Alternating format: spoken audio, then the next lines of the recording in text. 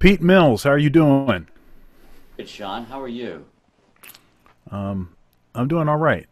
Uh, I've known you for some years now. Um, It's but been how many years? Maybe 15? yeah, that's what I was thinking. It's right about that. It is. Uh, um, uh, so we have some shared some some shared history with Ohio State Yeah. um, and folks there. Relationship with Dr. Ted McDaniel. Yes. Um, and we although I'm not a permanent member. I we play regularly in the Columbus Jazz Orchestra together, and these days usually sitting side by side. Yeah, that's Uh, nice. To my left? that's right. And let's see, um, uh, we played together for that Charlie Parker with Strings concert. I think That that was was 2018. that was one of the highlights of my musical career. So thanks for asking me to be a part of it. Gosh, what a cast of amazing musicians on that. Yourself and Michael Cox here from Columbus, and the great Donald Harrison and J.D. Allen. Man, it was so much fun. It was a lot of fun, and I hope sometime that it's able to happen again. But uh, I think we were lucky to be able to do it that one time. You know. Well, it was a big undertaking, and I know that there's a lot of sweat and love that you put into that whole endeavor. So thanks for doing that. And I'm excited that we'll do a small version of something like that together, hopefully this coming April. Yes. Yes. And that'll be Um. it'll be a little bit of strings and a little bit of some other stuff and whole celebration of the music of Charlie Parker. So it's going to be great fun too. Yeah. I'm really looking forward to that. Thank you for including me that Of in that. course. Yeah. Um. And you've had uh, a long-standing uh, jam session in Columbus, which of course right now is put on pause because we're all on pause.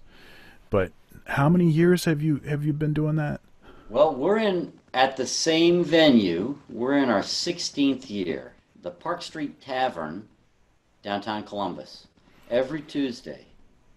Yeah, that's quite amazing. Um, I mean, once I had a gig for about 5 years in the same venue. Hmm.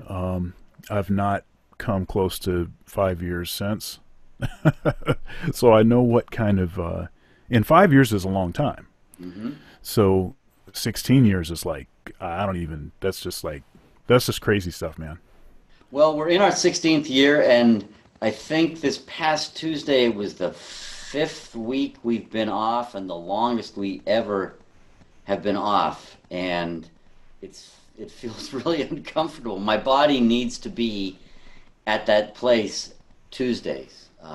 And the funny part about it too is that prior to the jam session on Tuesdays, for a couple years before that, I was playing at the same venue. It was called the 501 Jazz Bar. It's 501 Park Street in Columbus, and I played there every other Tuesday for almost a couple years. Hmm. And it was the same rhythm section, and I traded off with a great singer, Kelly McLennan. So it was an instrumental quartet on one Tuesday, and then the other Tuesday it was Kelly singing. So my body feels like it needs to be at that place every Tuesday, and it's it's a very strange time for all of us, and particularly when I remember it's Tuesday, which that in itself is kind of a weird thing where you forget what day it is. I miss that tremendously, and I look forward to it coming back, hopefully, soon. Yeah, it's we haven't been hit as hard as some other places in the country, and I think the likelihood of things, although I don't think that they're going to be exactly like they were, at least kind of folks venturing out of their homes for reasons other than groceries. Well, we can Um, hope so. That's for sure. yeah. Um, so, and I've come down and played at the jam session a few times, Hmm? um, and that's always it's always good energy, good vibes. You always sound great. Well, thank you. Uh, you're a machine. Yeah, I mean, I've never heard you not sound great. I mean, you. Well, then you haven't been listening, but thank you for the kind words. It's a great opportunity. I'm been very lucky and blessed, I'd say, to play with great musicians in that house band for the entire time, and um, it's been well. Uh, I'm the longest running guy at the session, but my pianist, my good friend Eric, our good friend Eric Ogis, Yeah. outside of about a year and a half when he wasn't there, he started with me. And then our friend, great bassist here in Columbus, Andy Woodson, was a part of the first group. Paul Francis, a fantastic drummer who lives in New York, did some work with Tony Bennett and Lady Gaga when they were doing their duet stuff. Before Paul moved to New York, he played drums, and then shortly thereafter, I believe Reggie Jackson was playing drums, and the great Cedric Easton, who's also now in New York City, uh, and Zach Compton now is playing drums. Andy Woodson played for about a decade, and great John Allen, who's in Nashville now, and we're very Yeah. lucky when John left. Immediately, the week after that, one of the fantastic bass players uh, that I can think of anywhere, George Delancey, now is back in the area, and we're lucky to play with him now. So I've been pretty fortunate to play with some stellar musicians who keep me on my game and keep me focused on trying to get better and celebrating the music with all my friends. Yeah, and it really is about friendships. Hmm. This music, um, more than anything I can think of, um, music, and in particular the kind of music that we love the most, seems to be about relationships and personalities and um, respecting each other, and um, It's about uh, the group sound, you know? yeah, I mean, all the music that I love and I think that you love comes about not only because of the person who's taking the ride, but it's all the supporting people around it, yeah, around him or her. And that's what I love about this music. I love being a part of what's happening. I like playing as a featured person, but I love playing in a section like I do with the jazz orchestra. I love, in as much as a saxophonist can be a supporting cast member. I love playing with multiple horn players in the front line when we play two saxophones, or I get to play with trumpet, Dwight Adams on trumpet, or what have you. It's fun doing that for sure. yeah. I think, and all the same. I think all the same stuff, uh, happens as in regular relationships that you have or other relationships you have with people, where if you have friends and you have certain certain ways that you see them evolve as people, Hmm. over time, and it's musically you see the same evolution. You see, and when one of your buddies is really sounding good, and you can tell that something is different, you know, um, just that kind of encouragement to say, "Hey, man, you sounded great. I don't know what you're doing, but do some more of that." And I want to find out what it is because I want it too. That's right. That's right. Yeah, it's great fun, and the jam session, the history of that in this music is so important, and it's not just the band, it's the supporting cast that happens. You have to have musicians who want to come play. You have to have people who want to come out and be a part of this kind of inside this inside thing that happens on the bandstand.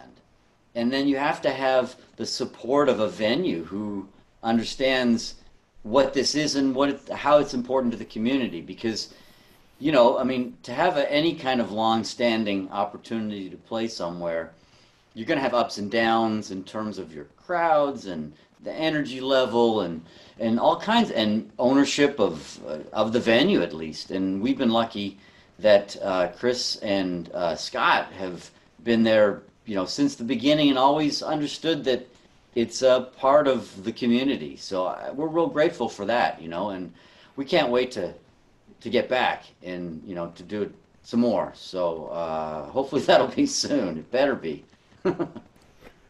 You're talking about playing in that front line in a jazz orchestra, or just being on the stage. Period.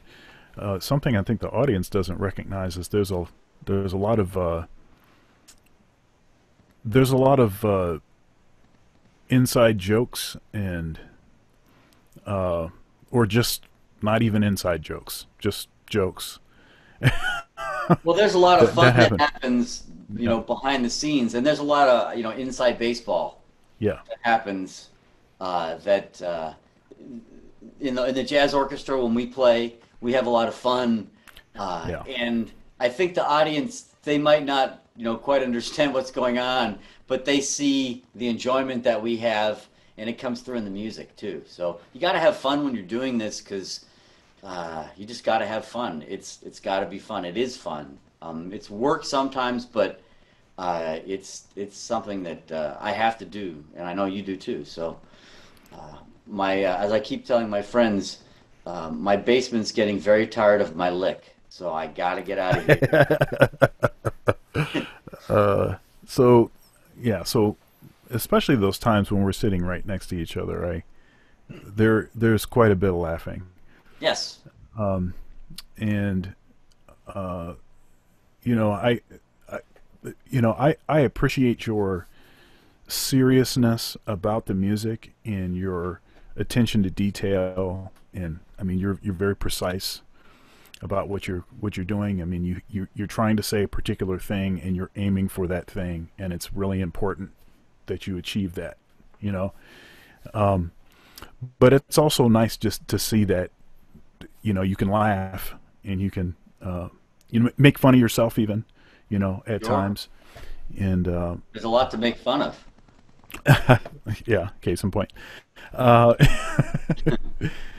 um, so can you tell us about your upbringing and where you're from and how you grew up, and maybe talk a little bit about when and why music grabbed you so aggressively? And Sure. Well, I grew up in Toronto, uh, and I played piano as a kid. I was kind of heavily encouraged, you could say, if not forced, to play an instrument.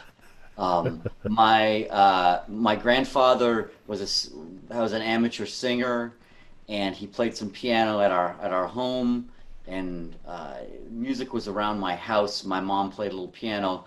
My father was a fan of all music, and particularly the jazz music. Uh, Louis Armstrong and Duke Ellington were kind of his guys. So there was music in my house.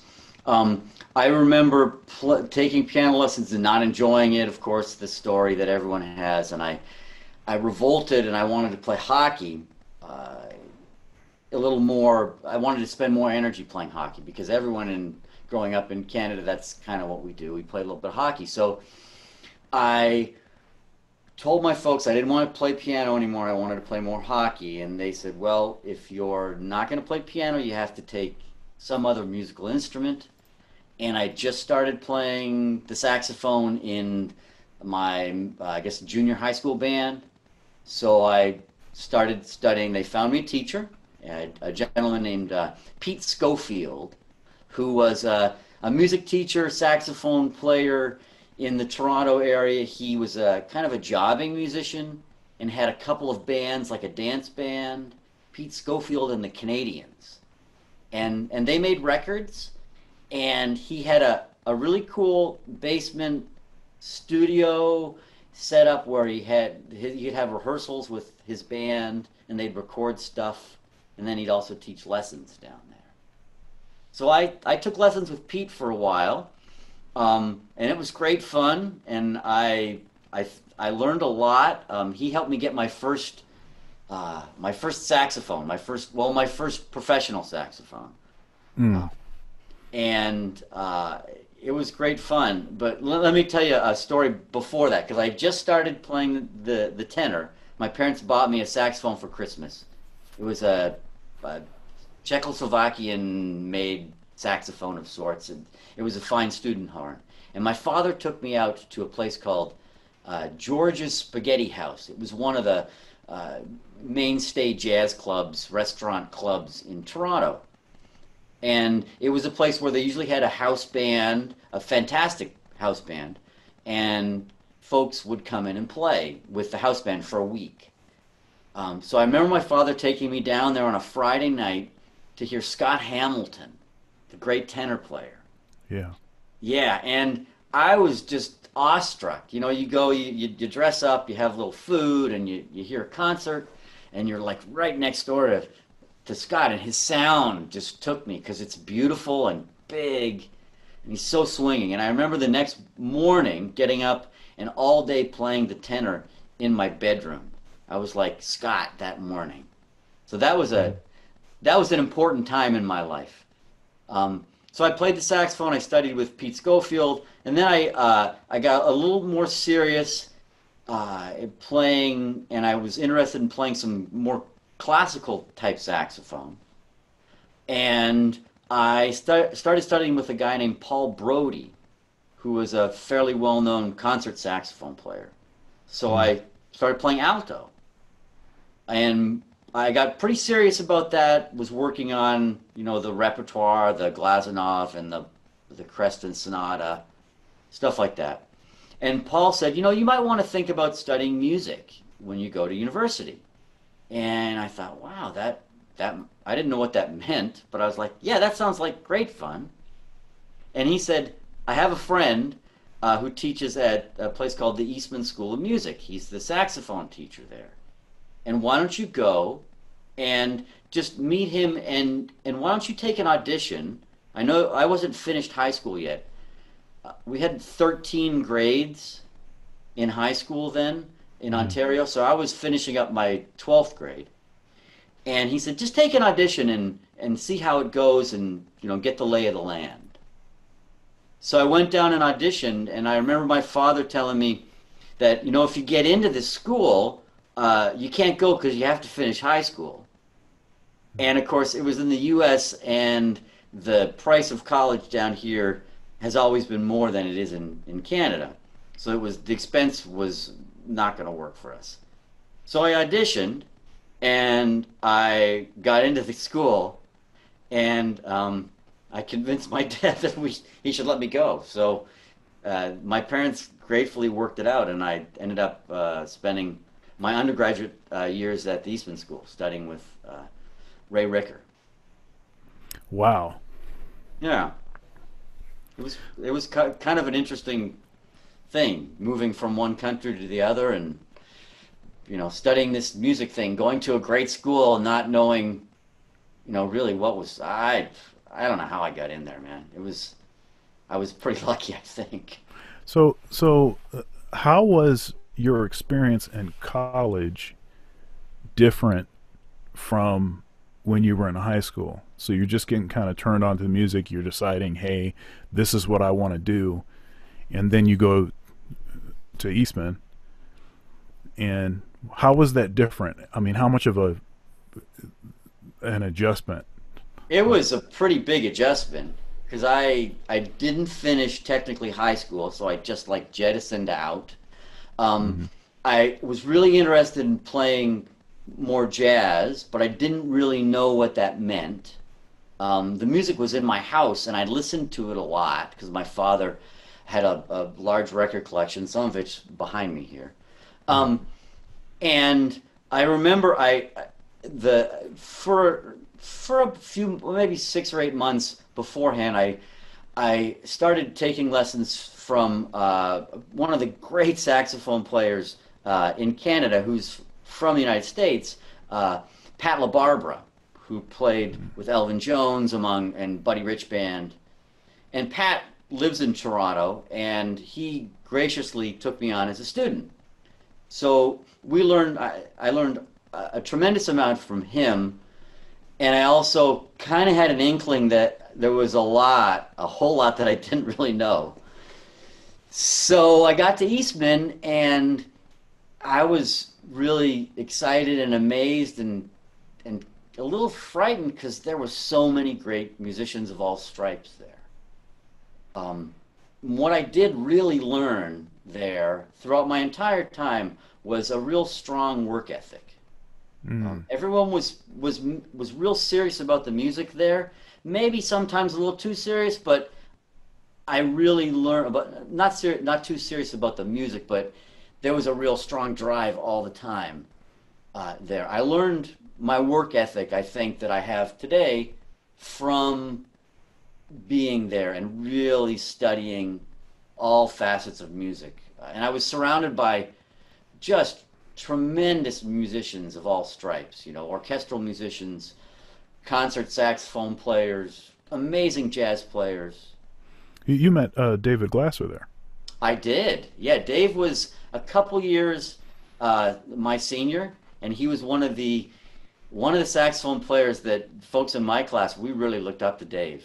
He is remarkable, and he was he was a tremendous saxophone player back then. His sound is what I really remember the most. Great alto sound.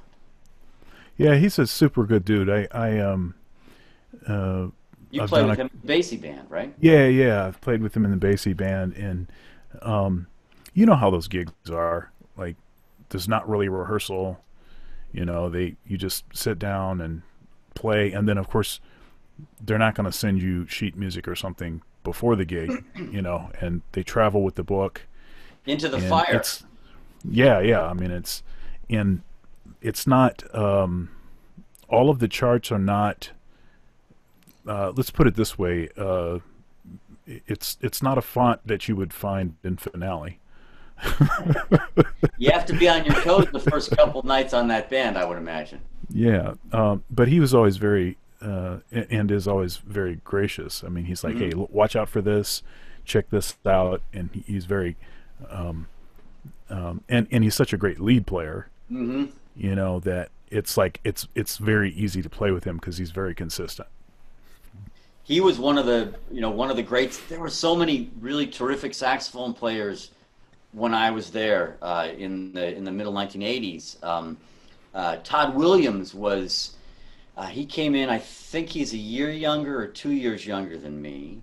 Who Todd was with Wynton Marsalis in the septet for a minute, and I remember Todd was around, and then he'd be gone for a couple days, and then I'd see him again, and I'd like, "Hey man, where you been?" He said, "Well," he was he's a very gracious individual. He's like, "Well, I was out with Wynton playing," and to us, that was the peak of the mountain, and it still is.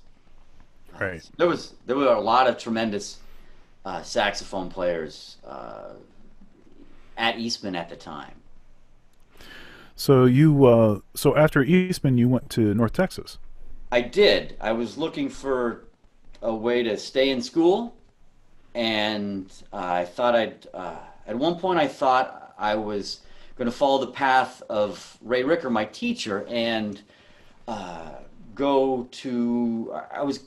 My plan was to do a multiple woodwind degree. I was interested in Yeah. doubling, and I wanted to play more clarinet. So I was thinking about becoming a clarinet major in a multi-wind degree. Oh, I see. Yeah. And Ray went to Michigan State and studied with a fantastic clarinet teacher named Elsa Verder. And I went up to Michigan State and took a lesson with Elsa, and she was very gracious.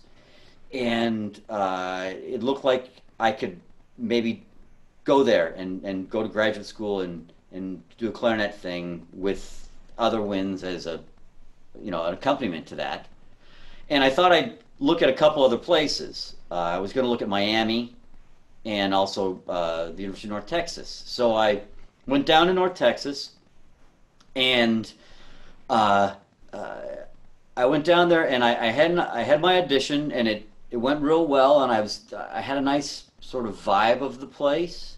I met Jim Riggs, the saxophone professor, and Jim Gillespie, who would be my clarinet teacher, and it felt comfortable down there. And then I remember it was a Friday afternoon, and I was walking around the one of the music halls, and I stumbled upon some guys, and they happened to be saxophone players. And one of them was who's my good friend now, and one of your good friends too, Jeff Coffin. Yeah. And Jeff and a couple other guys were like, "Hey, what's up?" And we had a nice chat, and they asked me what I was up to, and I said nothing. And so they said, "Well, we're going to the Rangers game tonight. You want to come?" So I immediately hung out with them at a ball game, and we got into some shenanigans, and uh, uh, I had a really great time there, and it felt like the right place. So I was fortunate enough to get an assistantship that made it affordable, and I went down there and went to school. Yeah. So, so one thing about you is you're. I mean, every time I turn around, you've got another recording out, another CD. It seems like that's a pretty consistent part of your uh, of your musicianship of how you're trying to represent your art. Some artists don't necessarily put recordings out as often, um, and I always dig your compositions, and your recordings are very are primo. They're Thanks. very they tend to be really well recorded. Everybody can play, and your playing is always great. Can you talk a little bit about maybe what your process is like, maybe even why it's important to you that you record at least on a semi-regular basis? Well, you haven't turned your head around in a couple years because it's been a few years since I made my last record, so I'm due. But Okay. I have four recordings under my own name, and I've been fortunate to be a part of a few other things recently as well. Um, I I found I think for me it's been a good opportunity to do a couple things. One, to try to document myself and my growth as a musician for myself. Also, it's good to have that goal to because if you're sometimes uh, I find it's always helpful to have deadlines to get stuff done. And then I also it's helped me doing these recordings to create opportunities beyond what I already have. So you make a recording Mm. and you can throw your whatever your music is out perhaps to a wider audience. Um, I also I think in terms of writing, I generally try to write for myself, write things that I like to play and try to find ways to create around them. Mm. I also think that for me, it's a way to put my own personal stamp kind of on the music to whatever my voice might be. I think I can do that if I create a piece that I can create within, kind of thing. Yeah. So, oh yeah, did you? Well, I mean, another aspect of it too is I've been really lucky. My first record came about. I was awarded a. I lived in North Carolina and taught at a university for a couple years, and I was awarded a North Carolina Jazz Composers Award, I think it was, and that helped fund the first record. And I'd actually moved to Columbus by the time I was ready to make the record, so I included some musicians from Columbus, and then also some folks who were important to me in North Carolina. And then in 2003, I just finished a couple years studying in New York with Walt Weiskopf, the great saxophonist, friend of yours and Yeah, yeah, mine, I was going to ask you about that. Yeah. and many people. And I wanted to make a record, um, and I had recently, during that time, listened to a saxophone friend of ours here in Columbus, Michael Cox's a record he did with a great duo of Matt Wilson and Dennis Irwin, Mm. bassist and drummer. And I thought, wow, man, if I could play with guys like that, that would really force me to get out of my comfort zone. Mm. So I called Matt, and he was gracious to say yes. And I called Dennis, and Dennis said, "Well, if Matt's on the gig, I'd be happy to do it." And then I asked my good friend, and who's become kind of a musical partner of mine, the guitarist Pete McCann, who I went to North Texas with as well, to Yeah. be a part of that. And I brought Bobby Floyd from Columbus to New York, and we recorded. And that was sort of the beginning of my relationship with Matt Wilson, who's been on another record of mine, and Pete McCann, who's kind of a through line through the last three records. And the ability to play with guys both locally and regionally, and then also, throughout the country's given me fun perspective on other people's music. Mm. It's it gets you out of your comfort zone. It can push you to do different things. I mean, I always joke about about how those guys they make me sound better than I deserve. Um, so and then in 2008 I recorded an organ record with the great Tony Monaco, and Pete was a part of that. Uh, and then my most recent record was again with Matt Wilson and Pete McCann, um, and the fantastic bassist Martin Wind. So, and I brought along from Columbus my Tuesday night partner, pianist Eric Ogis. So, always like to have kind of folks who I'm making music with, and then folks from other scenes if I can. It helps open up my music, and then hopefully, maybe the music will be heard by more people, and it'll give me more opportunities to play different places too. Mm.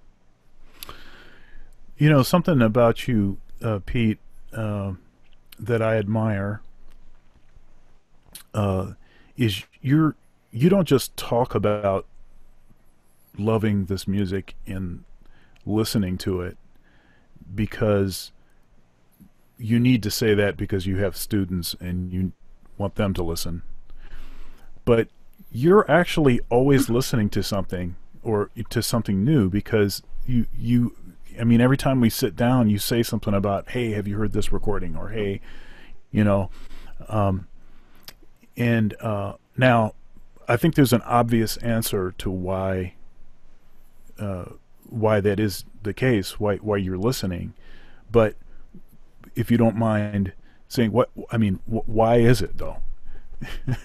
Well, I love the music. Yeah. It's a part of my, like, it's like breathing. I love listening to the music. I think my interest in checking stuff out probably comes from my dad, who was always checking out the music and was always interested in, if somebody says this is pretty good, you should go check it out to see if it's good, and then you can make your decision. Um, Mm. you know, I people, my colleagues around here, saxophonist Chad Eby is a guy who's always listening to music, and whether it's his favorite or is down the line, he knows a lot about it, and he's made that decision because he's listened to it.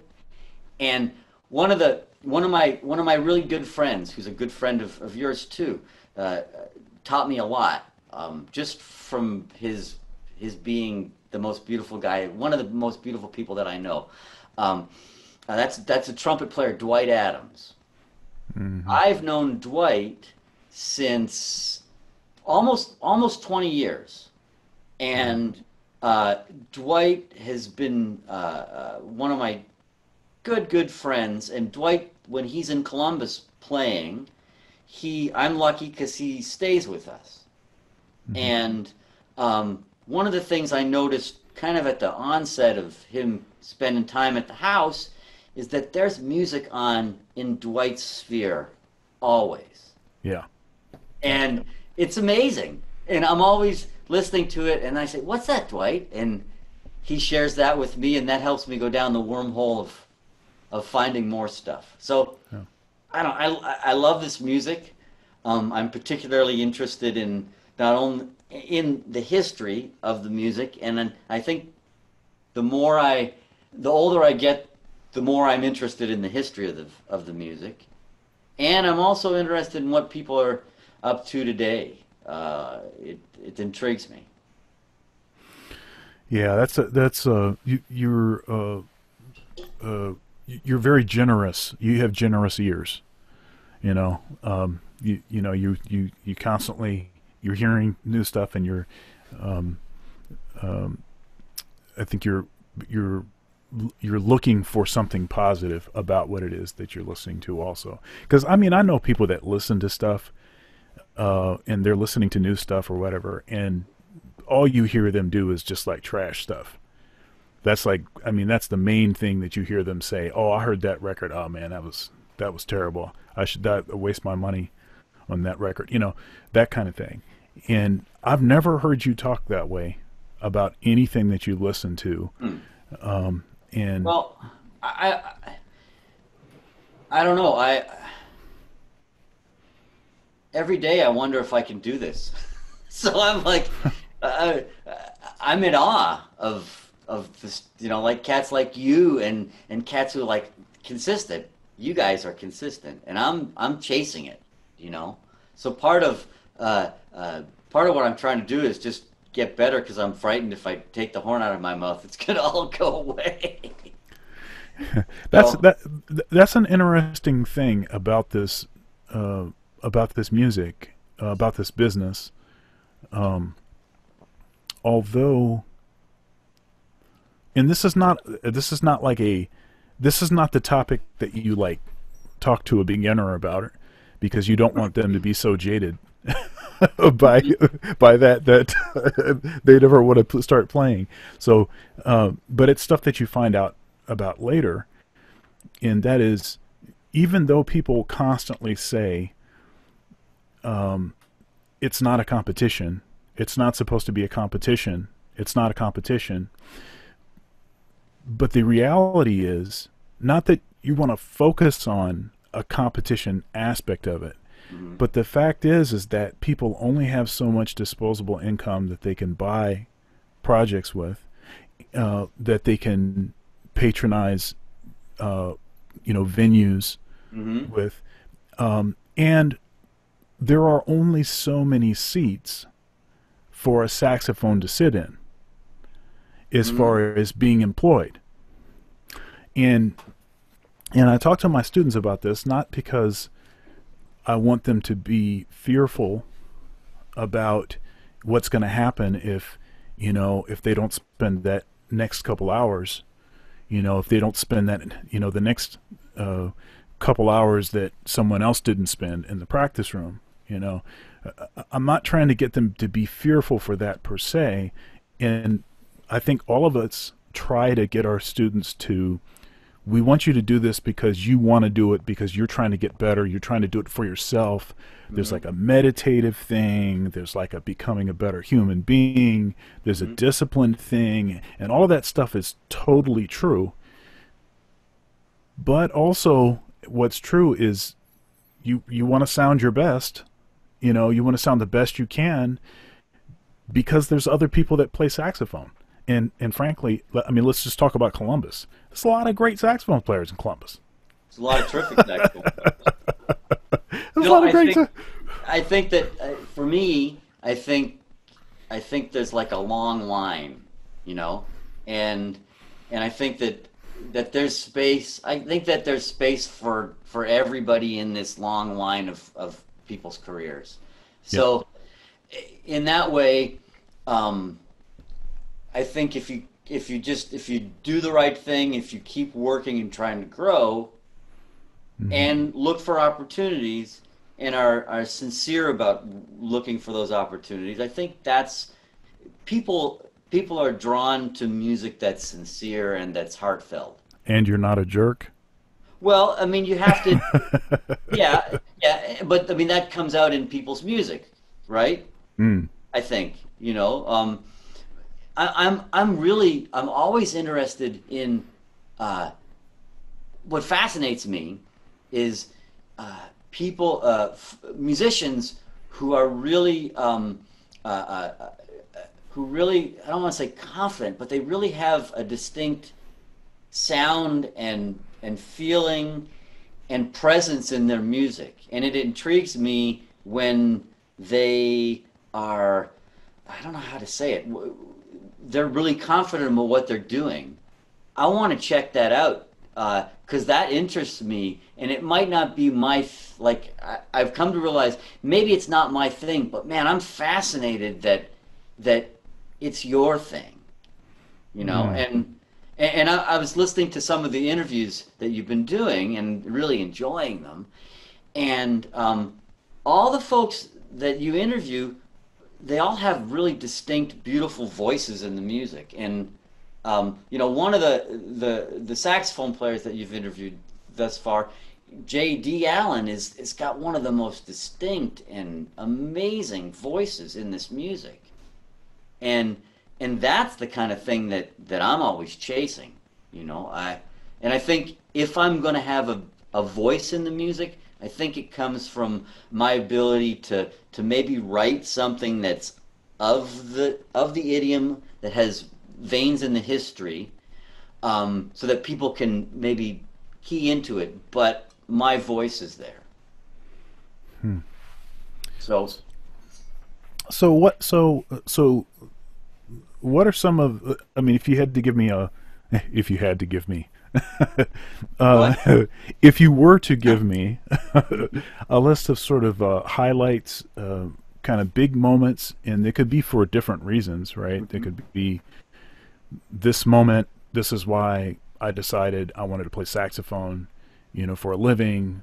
This moment was like this high, like this high art experience Mhm. where I'm playing with like I trying to pinch myself because I'm looking around and seeing who's on the stage with me, you know, and then and or like maybe a band that you've played in, Mhm. that you really felt, you know, you just felt like man, that, if I could just stay here forever, I would be happy.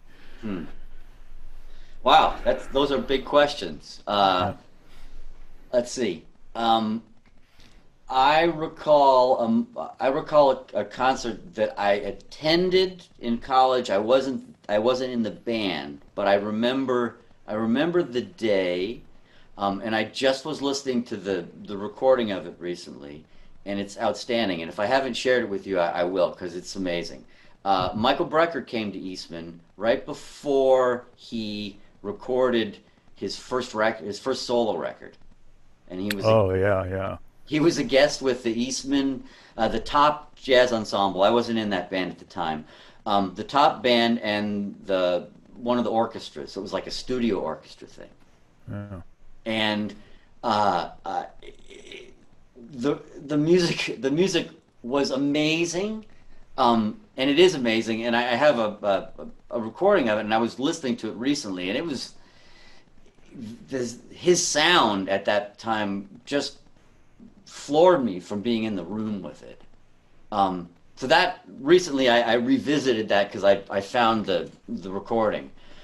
Um, you know, more recently, um, uh, the thing at OSU with the Charlie Parker thing was the celebration of Bird with Strings was great to hear. you and your interpretation and Michael Cox and JD's unique voice on this music, and then to hear and meet Donald Harrison, that was super fun too. And then I always go back to all of the, uh, over the past probably decade that I've been in the Columbus Jazz Orchestra, Yeah. the opportunities to play with my bandmates and then our guests. I, I I have a recording of one of the evenings that we did um, that we did with Roy Hargrove, and I was Yeah. fortunate Yeah. to play next to him on a feature every night. And I remember it was pretty remarkable. Um, so those are some highlights, and then every Tuesday I get to play with my friends, and they graciously play a lot of my music. So that's a continuing highlight. When I get a chance to play with Matt Wilson, and when I get a chance to hear Matt Wilson play music, uh, that's a tremendous highlight. His groups, all of his groups, have have almost everything I can think of that I want in this music. And I think one of the foremost parts of it that I want is joy. Mm. Um, and there's so much fun in the way he plays with his groups, and Jeff Lederer, the great saxophonist who works with Matt. Jeff and Matt they play so well together. I think of that when I'm playing, to try to get some of that, the spirit. They have fun when they're playing. It's infectious, and then they can really play too. It's not just like kidding around. It's kidding Yeah. around, Yeah. Yeah. but underneath it, it's the real deal. Yeah. Um, yeah, so those are some of the things that I can think of, off the top of my head. I had a chance last year, I think it was. Pete McCann came through Ohio with guys who he made his last record with, and we did a little tour, and I played the saxophone parts, so I got a chance to play his music for a little tour, and that was real fun. Pete comes out to Ohio a lot, and he's kind enough to play a lot of my music, and this was an opportunity for me to live in his world, and it's a crazy world. Yeah. You guys came to Ohio State that with that group. Yeah, we did. That's a great sounding group, man. Yeah. So yeah, I've been real lucky. I During this crazy time we're in, I'm I'm very fortunate to be busy finishing up my teaching semester at Denison University, where I work, and that's keeping me on my toes because I have students who are now back home all over the world. As I was telling you, this morning I was up at 8 o'clock in the morning teaching a saxophone lesson to one of my students in Beijing. Yeah. Um, so that's been great. It's it's strange because over the past 5 weeks, I really I really understand how much of my life and how important it is for me to interact with my friends who are my musical colleagues and my friends who are coming out to the music and then also playing the music with other people. Yeah. I miss that so much. Yeah. Yeah. Me too, man. Um, Part of me doing this series of interviews, honestly, was to try to create some of that camaraderie and, Hmm. um, and have these kinds of conversations. I mean, yeah, I miss the music, more than anything I can think of. I mean, I miss the gym a lot. Um, but I miss the music. But it's the people. It's the conversations. It's the continuation of the storylines. You Hmm. know. You It's the know. hang. Yeah. I mean, the hang is a part of the music. Yeah. It's a part because if there's just the music, it's the spirit is the part of the music that makes the music intriguing to people, and the that's what the personalities of the people who play the music and who we play with. That's what we miss, and the sounds of their voices in their instruments and their voices on the bandstand, and just the vibrations of it all. Yeah. Yeah. I'm looking forward to that coming back soon. It's got to come back soon. Yeah, yeah, yeah. I don't. I'm gonna start going crazy. So, uh, so what? Who are your influences? Like who? Uh, like when you're playing, is there someone that's you're channeling either intentionally or when you listen back unintentionally? Hmm. Um, Maybe it could be someone that you've studied with. It could be people that you just listen to. I mean, my two biggest influences, are Sonny Stitt and John Coltrane, Mm-hmm. and that's what it is.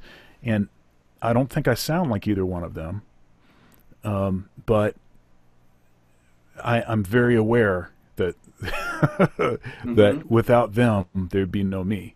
Well, most of us, right? Right. Um, yeah, I think that the I was an alto player for quite some time, and then uh, when I was about 20, I picked up my tenor again, and I just felt like the sound of that instrument kind of freed me a little more.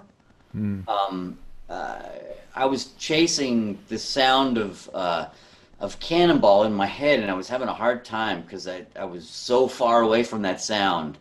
Mm. Um, and then when I picked up the tenor, it felt a little more the the sonority of the sound felt a little closer to me.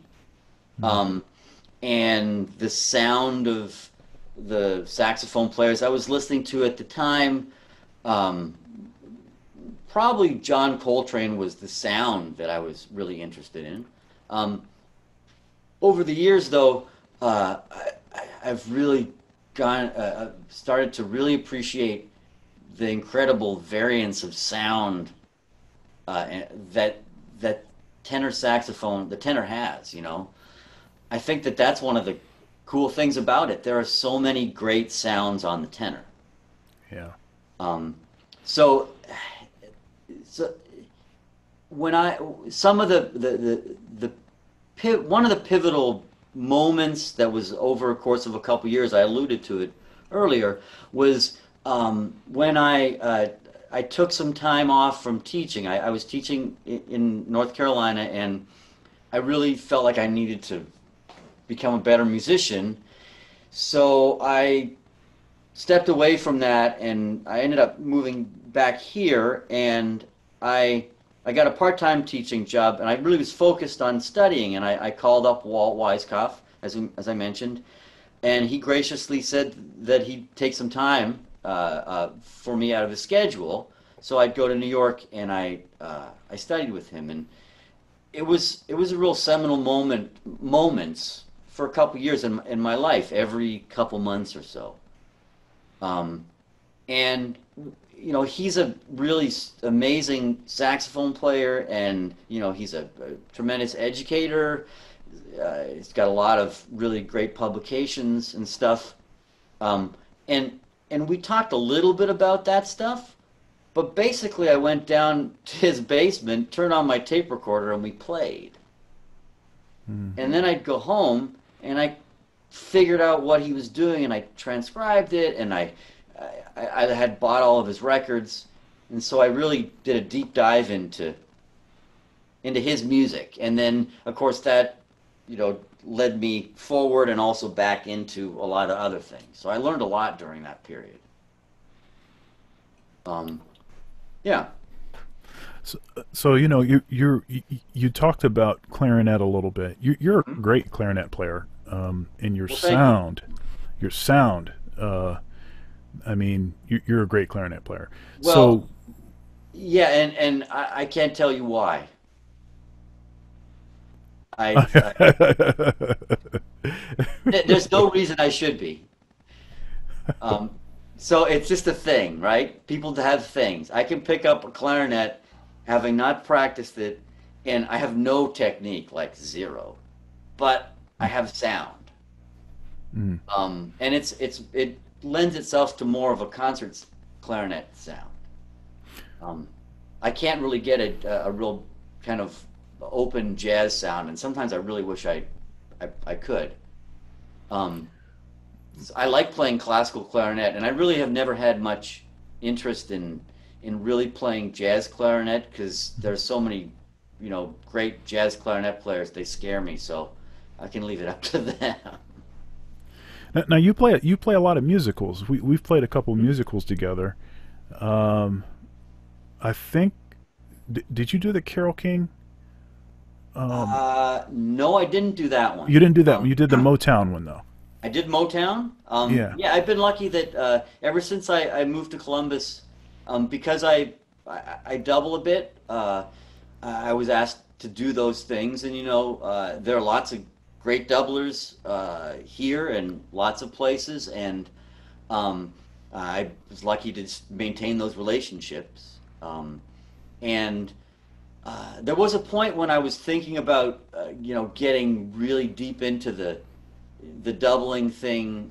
A lot of uh, three or four of my good friends at Eastman went on to New York and are the first call woodwind players. Charles Pillow, my good friend Ben Kono, and a couple other guys. So it was kind of a thing in Eastman, at Eastman. And here in Columbus, I've been lucky to play those. They're challenging, and I think they're more challenging now because they're not as frequent. Mm. If you're doing that all the time, then it's not as much of a production to bring back your piccolo chops. Right. Well, for me, not for you. But you know what I'm saying? It's harder now, so you have to kind of, for me at least, if I'm playing a show, I sort of have like a routine. I got like 8 weeks out, 4 weeks out. I'm doing my calisthenics on my doubles on a regular basis. Okay, so let's talk about practicing a Hmm. little bit. So um, you wear a lot of hats, you know, um, and I'm wearing a lot of hats, and Hmm. because I'm wearing a lot of hats, it means I don't have as much time. So I have to be like really surgical about what it is that I practice. Right. And you were talking about like you had this thing where 8 weeks out, 4 weeks out, and you really Hmm. spend a lot of time with the doubles and everything. Um, Maybe you can talk specifically about that a little bit about what you practice in that scenario. But also, I want to hear like what are you practicing like right now? Like what are the things that are on your mind that you're trying to get this thing in your playing, Hmm. you're trying to eliminate this other thing from your playing, and you have these specific things or particular things that you're working out to try to accomplish that. Yeah. Well, a couple years ago, I was teaching. I taught for a year at Bowling Green State University. Oh yeah, that's right. I remember that. Yeah. Yeah, it was great fun. Amazing students. Um, Dave Bixler was on sabbatical, so I went up there once a week and taught about 8 or 9 really talented kids. And the first month, the guest artist that month was Rich Perry, who's one of my idols. I love Rich, and he said something in his clinic that was interesting to me, and I thought about it, and I kind of put that in my little routine. He basically alluded to his he practices he practices something, or he practices something in 12 keys. He's in 12 keys every day. Mm. So it's not necessarily like, I mean, it can be as surgical as you play this idea and you do it in 12 keys, or you try to play a tune in 12 keys, or you play some technique in 12 keys. So that's in my limited amount of time that I have to practice. I try to make that a part of what I do. Something, in every key. So that's one thing that I'm generally a real stickler about. And then I'll practice. I have like a tune list, and I'll oftentimes play three or four, five, six tunes. So I'll play a little set. Mm. Particularly now, since we haven't played music together for a long time, I'll have like the Pete Mills Jazz Club in the basement. I'm gonna go play. I'll play a set. Here's the first set, right? So I'll play a set, just to get that feeling of, how, like, I talk to my students about it. It's like you're going to batting practice all the time, right? At some point, you got to get in the game so that you can actually take a real pitch, instead of something from a machine. Yeah. We can't take the real pitch right now. So one of the things I am doing, though, is I'm trying to keep in the game a bit by playing, a few tunes, kind of shake up my brain a little bit like that. Yeah. So that's another thing that I'm doing specifically now, and I do that from time to time too. And then finally, right now, I've been kind of shoving stuff in my head. So I've been doing some transcriptions. Oh, okay. What are you transcribing? Well, there's a really lovely record that I've transcribed a couple things from, because I just adore the way Joel Fromm plays. Oh, yeah. It's so melodic. It's so melodic, period. I don't know if we need to say anything else, but it's so melodic. It's so swinging, and he's got such a great sound. So he did a duo record with Brad Mehldau. Yep. Maybe 15 years ago. It's beautiful. Happy People. Yeah. It's called Don't Explain. Yep. Yeah. And so I've transcribed two or three of those things, and it's been real fun. And what I've found, the last one that I did, what was it?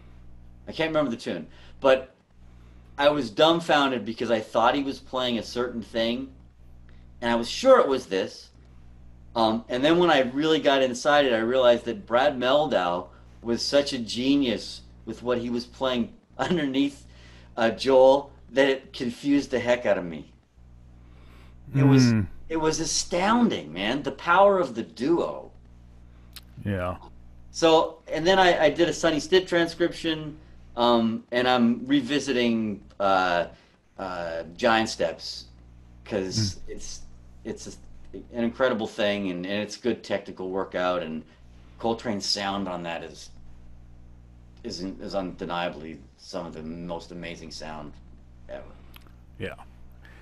Yeah, it's, Coltrane kind of, okay, so, I grew up listening to records that Coltrane was on, those Miles Davis groups that Coltrane was in, and oh goodness, in particular, the sextet stuff, stuff with Cannonball and Coltrane, and my dad always had that stuff playing, but I really couldn't digest Coltrane until I got to college, and Coltrane kind of ruined me for other saxophone players. And it was it was a long time. I could still listen to Stitt, of course, because that was my first, that's the first guy I was like, man, I need to do whatever he's doing. But, do you remember Coltrane kind of ruined me. Yeah, go ahead. Do you remember when we first met? Ah, goodness. Was it? Because I thought, when you talk about Stitt, I remember thinking that when I heard you play. I don't remember exactly when it was. Was it the CJO was playing at Ohio No, State or no, something? no. This was when you were this was this was like in the early 1990s. Oh my goodness. See, Yeah. I didn't realize that we knew each other back then. Well, we didn't really know each other, but we played once. Do you remember the jam session at Hyde Park on Henderson Road? Okay. Your father brought you in there one time, Okay. All and right. and I was sitting in with Aaron Scott in the band, and I think Joe Hunter might have been playing piano at that time, Okay. and All right. and you came in and played. It was pretty remarkable. You were real young, of course. We all were much younger then. But yeah, it just came to me. I was like, that's the first time that I heard you. Yeah, Stitt was you know, Mickey Wallace is my dad, but Hmm. Sonny Stitt is my father.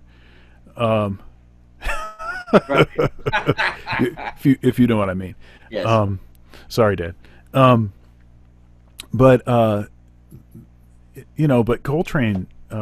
Once I was able to digest Coltrane, he ruined me for other saxophone players, and it took a long time before I could get to the point where I would.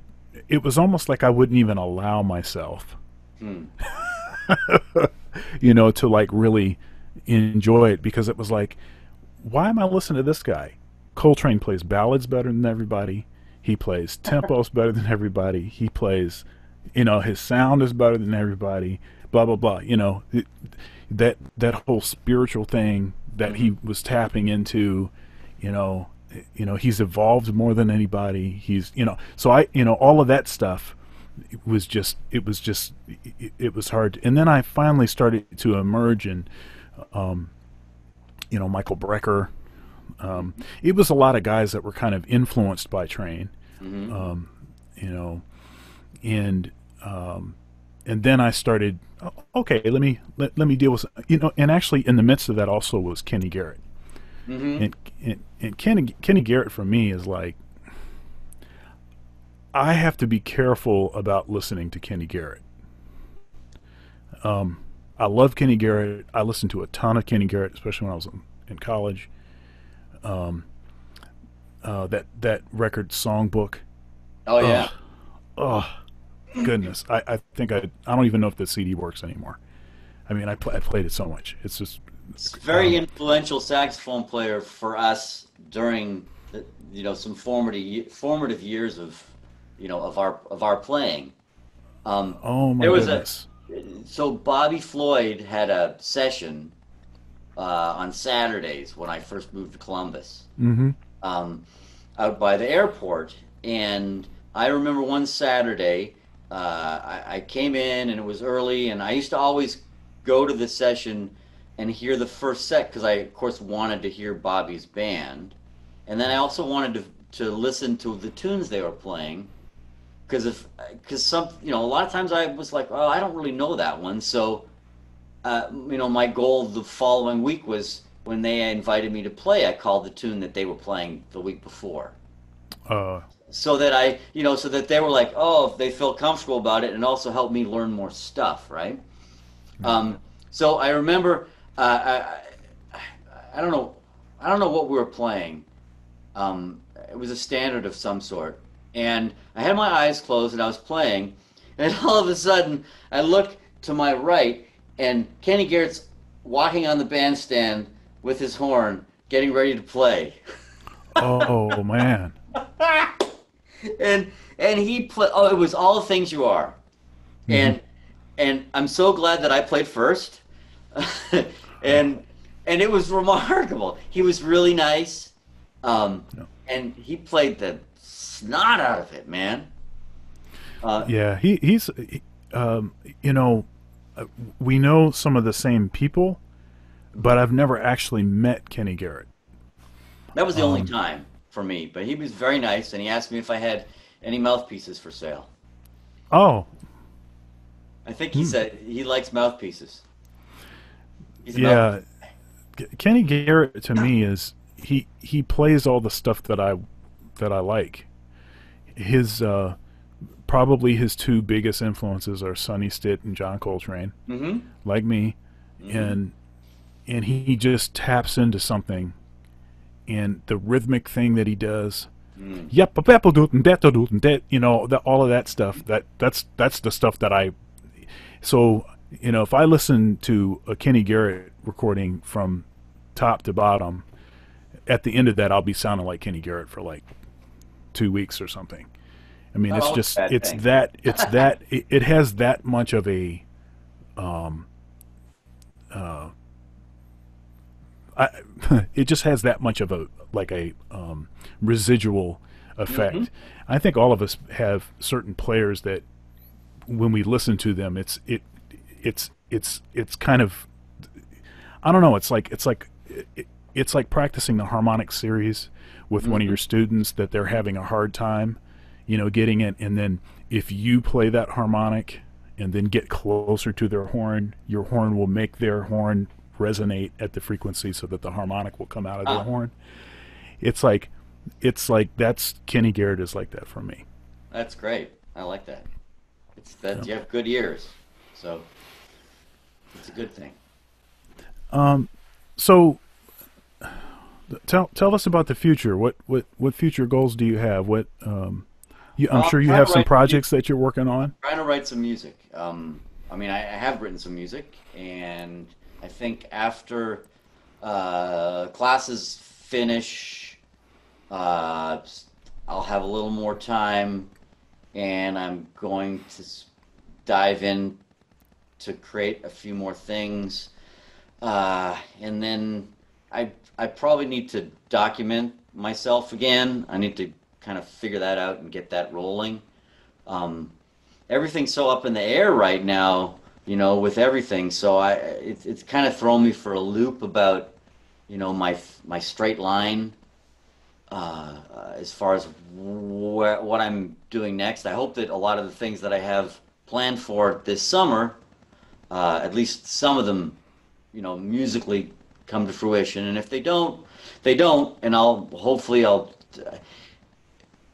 let me back up. One of the things I'm trying to do every day, and I'm waxing and waning a little bit right now, and I'm going to try to get on the path, is do something creative every day Mhm. with my music. If I can do something, then it's not just, you know, like the maintenance thing. And if the creative thing can be anything, it be maybe writing a little bit of something or more than a little bit of something, finding a sound that I like, inputting someone else's music into my brain, transcribing, uh, learning a tune, something that's creative that activates my ears and my musical spirit. That's what I'm. I mean, it's hard to look super long term right now. It's. I mean, it's hard because for me, it's just there's like emotions are up and down about the state of Yeah, things. yeah. So I'm trying to do my best to do that. And then I'm also doing my best to try to keep in contact with all my friends and all my friends who, you know, who who I love and I want to make sure are safe, you know. So I spend a little time on the phone every day. It's like I'm going to talk to a couple people every day. Check in, you know. Um, so that's kind of what I've been thinking about lately. Are there, um, you know, since we're all sequestered now, uh, is are there some is there some introspection that you feel like this is? I mean, you've mentioned a few things, Hmm. but is there anything in particular that's not music related that this has My kind of running game caused? is on point, man. Oh, okay. I got the time. So I've run 7 days this week, maybe eight Man, days next week. So so yeah, 5 o'clock I'm outside. I do my exercise routine and then I go run my 2.5, 3 miles. So that's the thing I'm doing. Uh, good for you, man. I think, you know, I was talking to, you know, that J.D. Allen interview, yes. and that's something that he's trying to do is, you Mm, know, uh, trying to take care of his health, trying to do some exercise. He says he gets up early, he does some exercise, and then he practices. And Yeah. that's been kind of his routine. And one thing that came out of that conversation, I mean, he said, your health is your wealth. Your health is your wealth. Hmm. And unfortunately, there are I think there are more musicians now that I think are taking, not because of the quarantine, but just in general these days. I think there are a few more, a few more. I think there are more musicians that are taking their health more seriously, even Hmm. if it's eating better, um, you know, going to the gym or Hmm. running or you know um, going to the doctor. I think that there's more of us that are doing that, but it's still that still bothers me that more of us um, don't do that. Because if you don't take care of your body, you can't. You're not going to be able to do this for very long. Mm. Yeah. You know? Well, I like to run. I mean, I like to run because it's been something I've done since I was 12 years old. So Yeah. it's like a thing. I mean, it's good for my health, but it's probably better for my psyche, you know? Yeah. I get a lot of good thoughts happening. I do work when I'm running because I don't listen to music. I just run. Hmm. So I kind of think about stuff. I get some ideas sometimes, work some problems out, kind of thing. Like for me, and I think before we started rolling, um, or maybe actually it was after we started rolling, Hmm. I mentioned that I missed the gym. Mm, yeah, right. And You got a part of home the gym though, don't you? no, I don't have a home gym. You got a bunker, And but you don't have a home gym. Sean, go play again sports and turn in some of that, some of those guitars. Come on now. I can't do that. Okay, all right. Um, Maybe I can do some curls with them or something. Um, but I mean, I have some bands, and I've got a couple other things, Hmm. but the gym is not just about the activity. It's about the atmosphere. Sure. It's Well, about you work out with at least a partner usually too, right?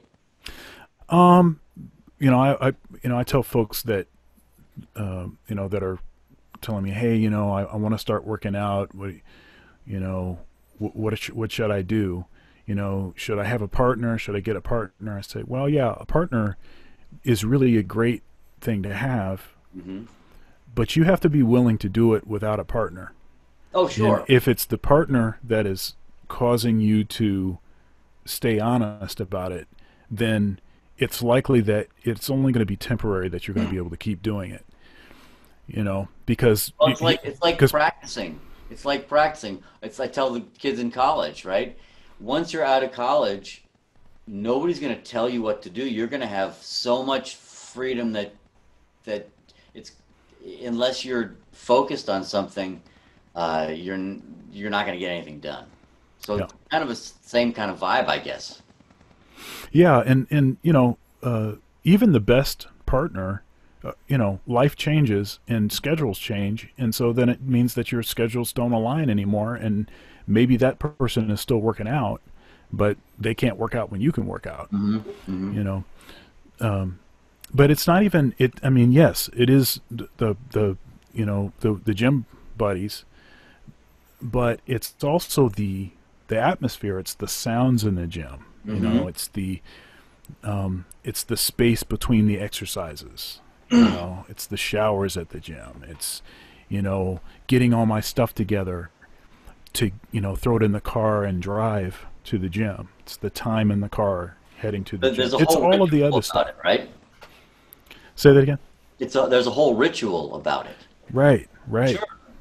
Yeah, I right. get that. It's same with, with everything that we do that we've done for a while, and when it's not around, things feel empty. Yeah. Hmm. This Well, is fun, Sean. Thank you. yeah. Well, thank you, man. This is I mean, I think this has been a really great conversation. What I'm going to do is I'm going to put your website in the description of this video, so Okay. people can find you. So when you get that next project out, they can find out some information about it and Well, that's all nice. that. They Thank go you. into your website. And is there Sell my anything gigs that I was supposed to have that I don't have. is there anything else that you wanted to mention, or a No, last final word or something? I'm just excited to delve into all of the interviews that you've done. I've listened sort of bits and bites, and they're some of my friends and some people, all of the people I admire and whom I want to be like. And I know that there's some pretty exciting folks you have lined up for this upcoming. So Yeah. I'm just, I don't know why I'm a part of it, but thanks for letting me be a part of it. So right on. Man, man, I think this has been full of really great information, and I can't think of someone more worthy, Well, you know, thank or you. somebody that I would want to ask these questions to more than you. Thank you. So, Incidentally, we're doing this at it's like what is it, 11:30 at night? It's it's pretty late, and it's funny because you know we usually stay up late and play music, right? right. But now I'm up early, and so it's pretty funny being up this late. I'm like, man, it's late, and then I think to myself, it's not that late. So everything's upside down. Let's get it back the way it was. Can we please? Well, that's why I asked you to do this interview at this time, is because I was trying to help you to reset. Are we gonna go You play know, Dick's Den now? yeah, right, Time to go right now. Second right. set's about ready to start. Yeah, that gig's got another couple more hours. We I can still know, make right? it. It's great. What a world. All right, man.